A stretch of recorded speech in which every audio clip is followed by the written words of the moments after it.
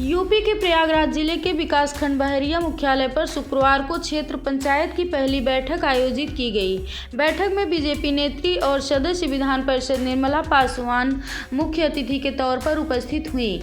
बैठक की अध्यक्षता नवनिर्वाचित ब्लॉक प्रमुख शशांक मिश्र तथा संचालन JEMI हौसला प्रसाद मिश्र ने की। बैठक की शुरुआत में मुख्य कार्यपालक अधिकारी श्रीश गुप्ता ने पूर्व की कार्यवाही की पुष्टि की। इसके साथ ही आय व्यय का लेखा जोखा प्रस्तुत किया। पिछली कार्रवाई की पुष्टि की जानी है। जैसा कि हमें पता है कि ये एक नई क्षेत्र पंचायत का गठन हुआ है, पिछली क्षेत्र पंचायत बंद हो चुकी है। फिर भी मैं एक छोटा सा आपको पिछले अभी तक जो प्राप्तियां रही हैं हमारी, तो इस समय जो हमें प्राप्तियां होती है वित्त की, वो होती है 15वें केंद्रीय वित्त आयोग से और पंचम राज्य वित्त आयोग से। वित्त आयोग एक संवैधानिक संस्था होती है, आर्टिकल 280 कॉन्स्टिट्यूशन ऑफ इंडिया, इसमें उसका मेंशन होता है।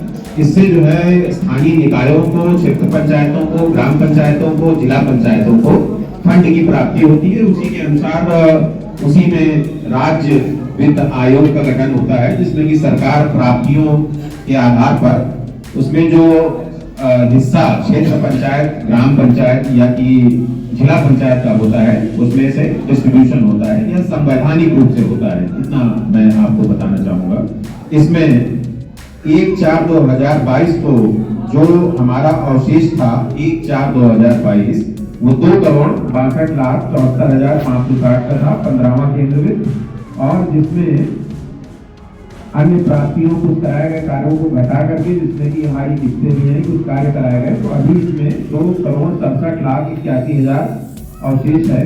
इसी तरह पंचम राज्य वित्त आयोग में कुल 1,38,00,000 के आसपास धनराशि थी, जिसमें 80 लाख की प्राप्ति और इस तरह से खर्च आदि के पश्चात 53,43,704। इस प्रकार जो अवशेष धनराशि है वो 1,67,00,000 है। यानी इतनी धनराशि का आप सभी की सहायता से अभी उपयोग किया जाएगा।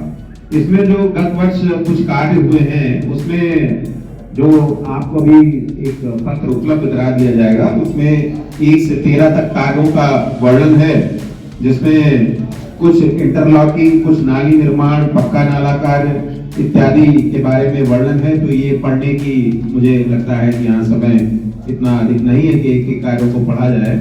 इससे बेहतर होगा कि आप सभी को जो है प्रिंटेड एक सर्कुलेट करा दीजिएगा, तो आप सभी सम्मानित सदस्य उससे अवगत हो लें।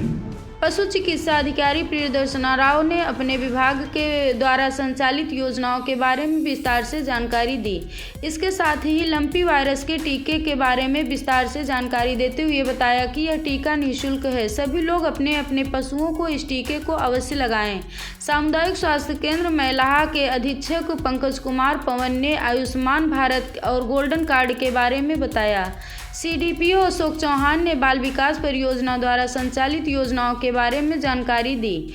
इस दौरान विभिन्न विभागों के अधिकारियों ने भी अपने अपने विभाग द्वारा संचालित की जा रही योजनाओं के बारे में सदन को विस्तार से जानकारी दी, जिसके बाद क्षेत्र पंचायत सदस्यों से कार्यों का प्रस्ताव लिया गया है, जिसे सदन में ध्वनिमत से पारित कर दिया।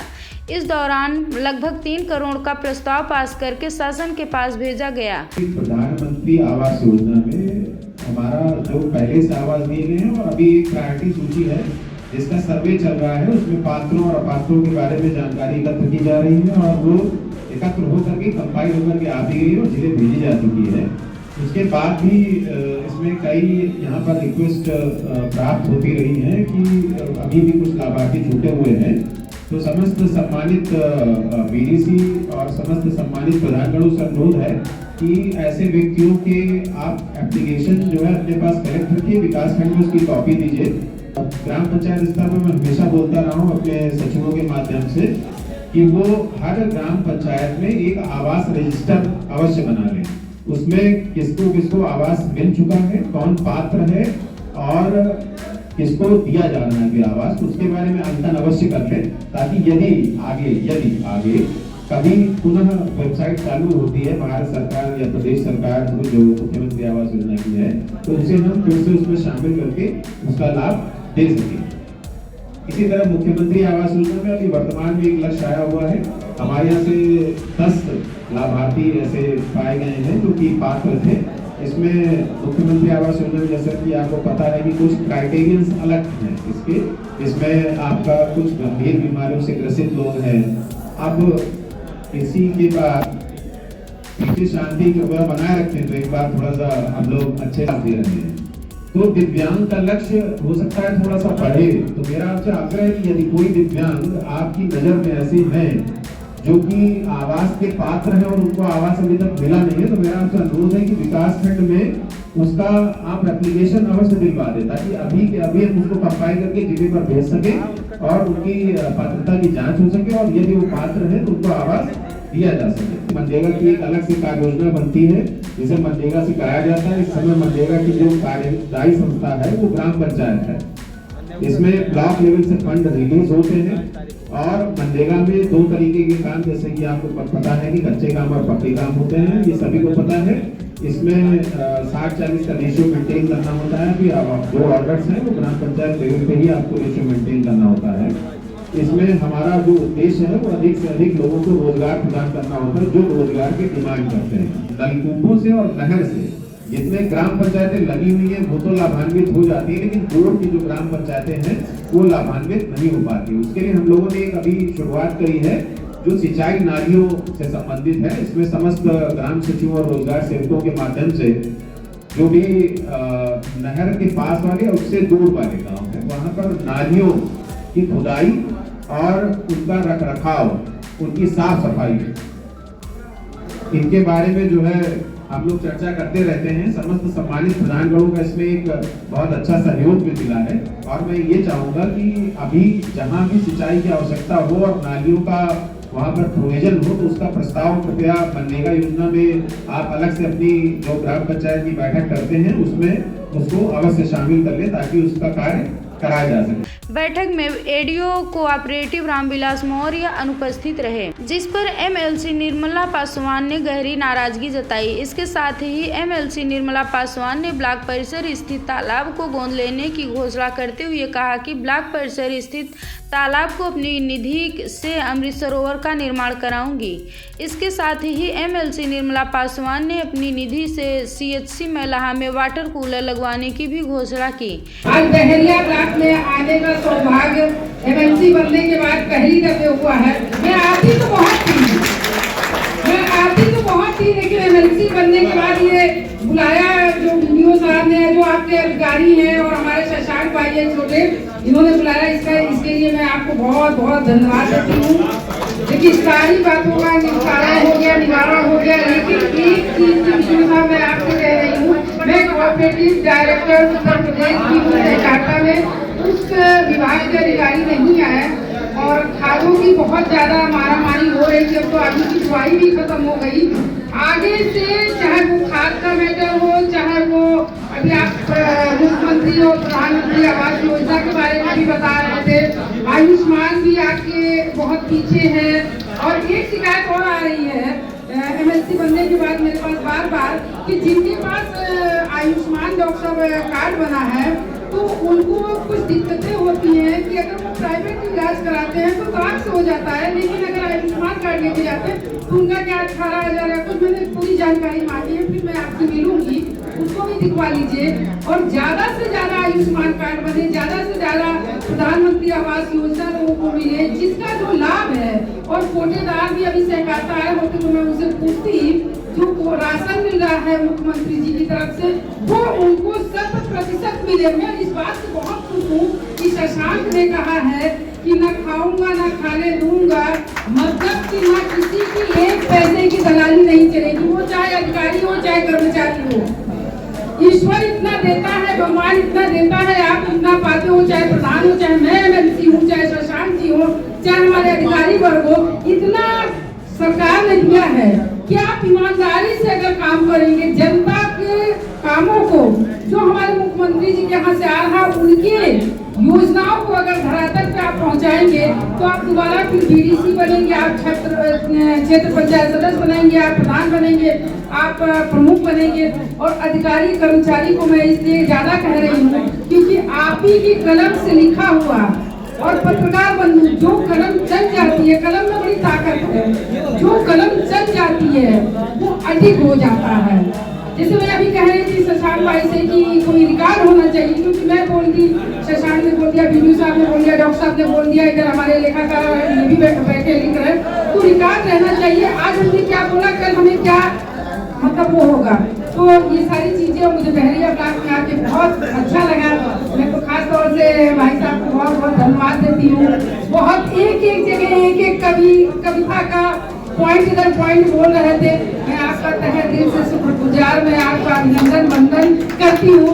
एक बात मैं बहनों की तरफ से कह रही हूँ, प्रमुख जी, आपने तो अभी किसी को कहा था कि आप अपनी पत्नी को नहीं लेके आए, अगली बैठक जब होगी तो आप भी अपनी पत्नी को लेके आए,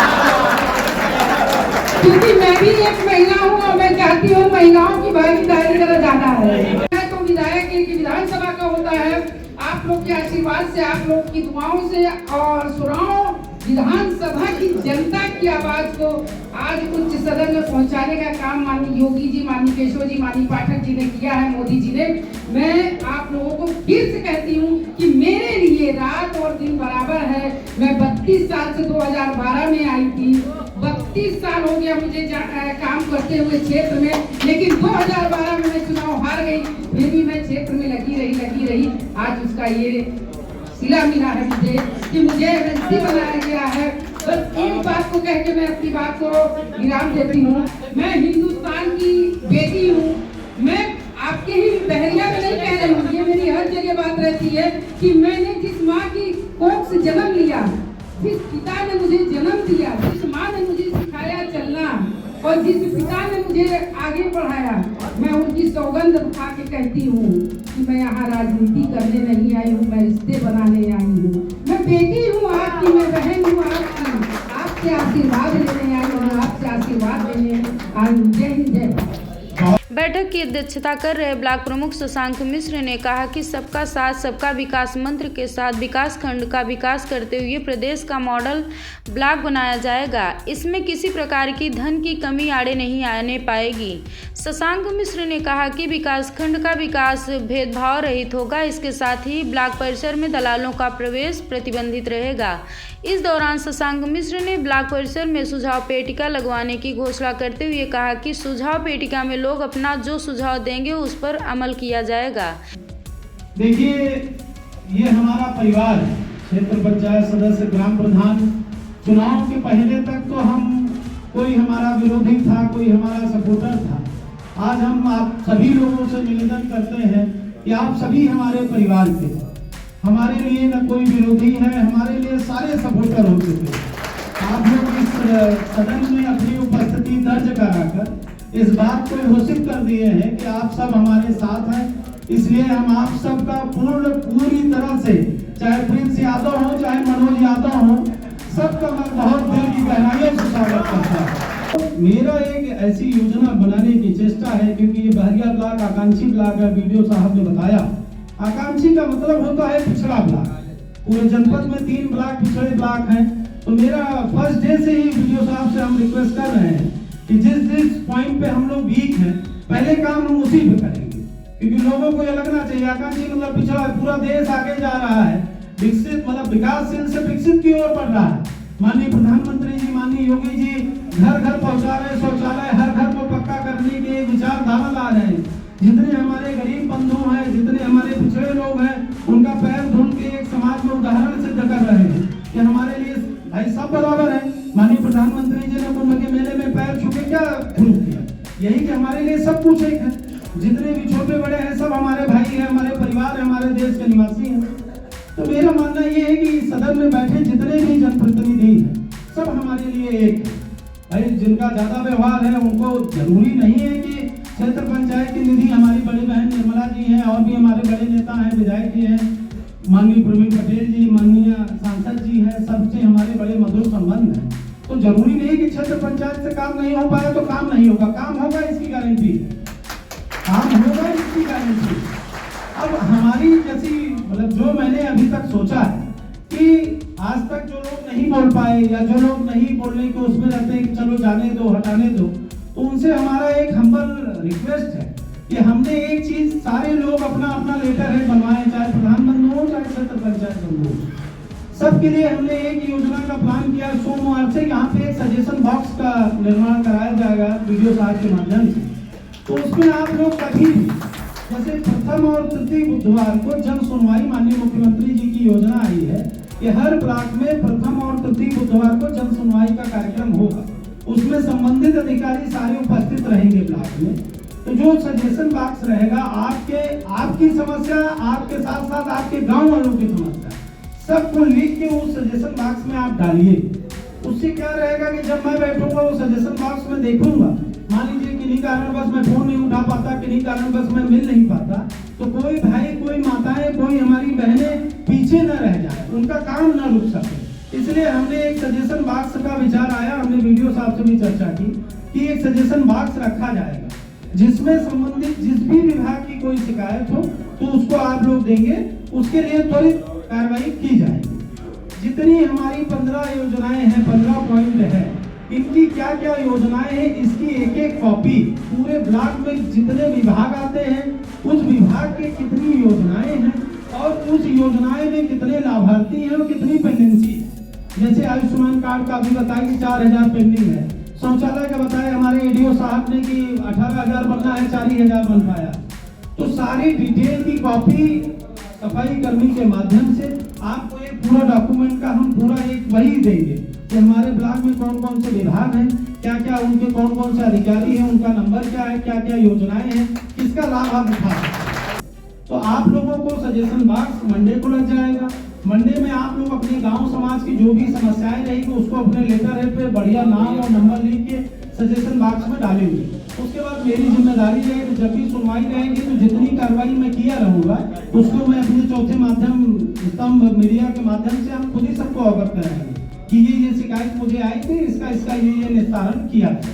और उसके बाद हम बहरिया ब्लॉक में एक मेल आईडी का भी कराएंगे कि जो हमारे ज़्यादा अच्छे हैं ईमेल का, क्योंकि सोशल मीडिया का जमाना है, तो एक फेसबुक भी बहरिया ब्लॉक का बनेगा, एक ईमेल आईडी बनेगी, एक कस्टमर टाइप का एक मोबाइल नंबर भी हम आप लोगों को सर्कुलेट करेंगे कि अगर किसी प्रकार से नहीं सूचना मिल रहा तो आप उस मोबाइल नंबर पर भी शिकायत व्हाट्सएप के माध्यम से, मैसेज के माध्यम से, फोन के माध्यम से। मेरा भरसक प्रयास रहेगा कि हम सारी समस्याओं का समाधान यही करें। आकांक्षी ब्लॉक हमारा सिर्फ नहीं है, आप सबका आकांक्षी ब्लॉक है। आप सब लोग पिछड़े में, आप अपने बहुमंजिला घर बना लिए लेकिन ब्लॉक आपका पिछड़ा है तो कोई मतलब नहीं है। इसलिए हम सब मिलकर इस ब्लॉक को एक उत्तम ब्लॉक की दिशा में ले जाएंगे। पूरे उत्तर प्रदेश में, हम तो कहते हैं प्रयागराज नहीं, पूरे मंडल, पूरे उत्तर प्रदेश में सबसे अच्छा बहरिया ब्लॉक बनाने की पूरी कोशिश करेंगे। दलाल टाइप के लोग जितने उनसे हमने दलाल टाइप के लोग बहरिया ब्लॉक में नहीं दिखे, जिनका कोई काम नहीं हो, जबरदस्ती आके माहौल न खराब करें। सारे एचडी कैमरा हमने लगवाने का प्रपोजल दिया है, सारे ब्लॉक में एकदम विद वॉइस रिकॉर्डिंग। आपको सारा कैमरा 7 दिन 10 दिन बाद हमारी कार्य योजना में ब्लॉक में सौंदर्यीकरण कैमरा, मतलब ये ब्लॉक नहीं एक मंदिर बनाना है, जिससे आप लोग उम्मीद रहे ब्लॉक करने हमारा काम हो जाए। इस मौके पर एडीओ पंचायत कृष्ण चंद्र पांडे, एडीओ आईएसबी राम अवध यादव, जेईआरईएस गजेंद्र गुप्ता, वरिष्ठ लेखाकार अरुण त्रिपाठी, ग्राम विकास अधिकारी सौरभ सिंह, ग्राम प्रधान प्रियांशु तिवारी, अरुण कुमार सिंह उर्फ पिंटू सिंह, राजेश प्रताप सिंह, भुवर लाल यादव, नरेश कुमार भारती, ग्राम प्रधान प्रतिनिधि अनिल पटेल, अन्य अधिकारियों और कर्मचारियों सहित ग्राम प्रधान और क्षेत्र पंचायत सदस्य उपस्थित रहे। बैठक में अनुपस्थित अधिकारियों कर्मचारियों के बारे में बताते हुए खंड विकास अधिकारी श्रीश गुप्ता ने कहा कि बैठक में एडीओ कोऑपरेटिव रामविलास मौर्य और बीईओ धर्मेंद्र कुमार मौर्य अनुपस्थित रहे। अनुपस्थित अधिकारियों के खिलाफ कारण बताओ नोटिस जारी किया गया है। वहीं बहरिया ब्लॉक मुख्यालय पर आयोजित क्षेत्र पंचायत सदस्यों की बैठक में जिला पंचायत सदस्य शामिल नहीं हुए। बहरिया चतुर्थ से जिला पंचायत सदस्य मूलचंद्र उर्फ मुन्ना का आरोप है कि विकास खंड से बैठक में आमंत्रित नहीं किया गया था, जिसके चलते बैठक में शामिल नहीं हुआ। वहीं खंड विकास अधिकारी श्रीश गुप्ता ने जिला पंचायत सदस्य के आरोपों को सिरे से खारिज किया है। बीडीओ का कहना है कि बैठक में क्षेत्र पंचायत सदस्यों के साथ ही सभी ग्राम प्रधानों और जिला पंचायत सदस्यों को आमंत्रित किया गया था। प्रयागराज के बहरिया से प्रयागराज 24x7 न्यूज़ के लिए राजेंद्र कुमार तिवारी की रिपोर्ट।